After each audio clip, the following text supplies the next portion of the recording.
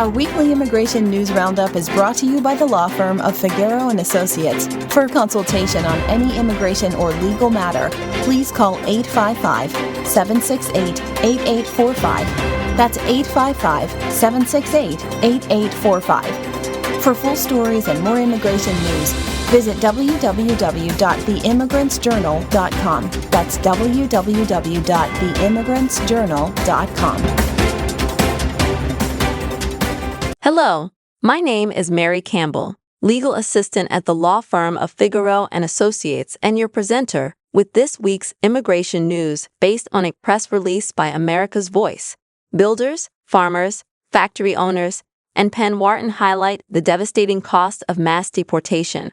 As the Donald Trump/Stephen Miller mass deportation crusade marches on, America's Voice continues to ask, at what cost to the American economy is the Trump administration willing to go to purge America of immigrants? As key industry and economic voices highlight below, the costs of mass deportation include the vitality of key American industries, a decline in Americans' wages, and reducing our national GDP, according to Vanessa Kirguinis, executive director of America's Voice. Mass deportation is making our communities less safe and our economy less strong. The mindless and indiscriminate purge of good, hard-working people is deeply harmful to our families, small business owners, workers, and entire industries across the country. As leading industry and economic voices continue to highlight, it's an economic catastrophe, any way you look at it. Little wonder it's growing more unpopular by the day as Americans witness the cost, cruelty, and chaos in action. Among the growing chorus of voices highlighting industry and economic harms of mass deportation include USA Today. Farmers are facing a fork on Trump's immigration highway. So what's next? With quotes that include, farm employers are holding their breath, trying to keep operations afloat without knowing whether their workforce will show up tomorrow, or stay away for fear of a raid, from Ben Tyndall, head of the Save Family Farming Advocacy Group, based in Washington State, and Moriko Saul, who supervises visa holders who look for work at local Walmarts, said, I've also heard people that say, well, maybe this is going to be my last year, because it feels different. Even when we are in a good space here, where it's not happening a lot, you feel like, we don't know. We don't want to go out, because maybe they're going to confuse me if they see me in the mall, and I'm going to be chained for, 48 hours. Or maybe they're going to deport me even though I have papers.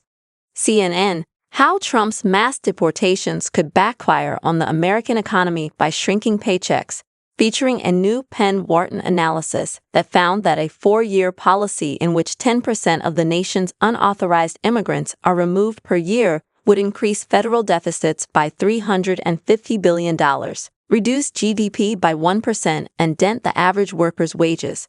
The Guardian, U.S. workers say Trump's immigration crackdown is causing labor shortages. A strain on everybody noted, Donald Trump's crackdown on immigration is piling pressure on U.S. factories, according to employees and union leaders, as veteran workers from overseas are forced to leave their jobs. As economists warn, the administration's full-scale deportation ambitions could ultimately cost millions of jobs. Workers at 2 sites, in Michigan and Kentucky, told The Guardian that industrial giants are grappling with labor shortages. Reuters, this construction project was on time and on budget.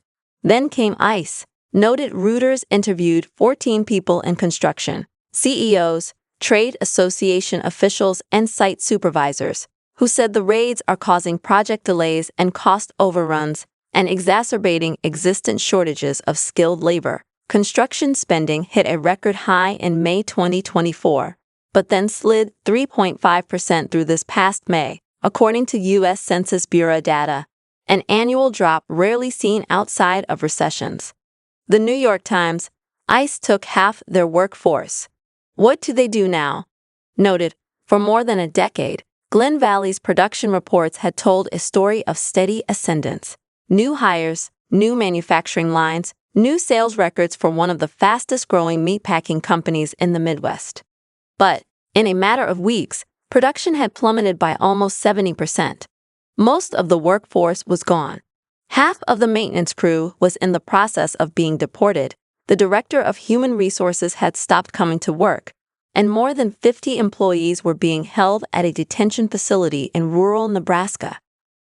The New Yorker, Lay's food culture, transformed by immigration raids, noted, the terror felt existential in the city's food industry, which depends almost entirely on immigrant labor.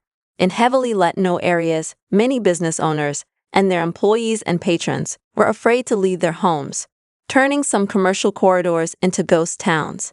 Perhaps no one seems so vulnerable as the city's many street food vendors. On June 12th, a popular truck in East LA, Jason's Tacos, was abandoned, slivers of carne asada still smoking on the grill, after ICE detained several of its workers and customers, according to the owner.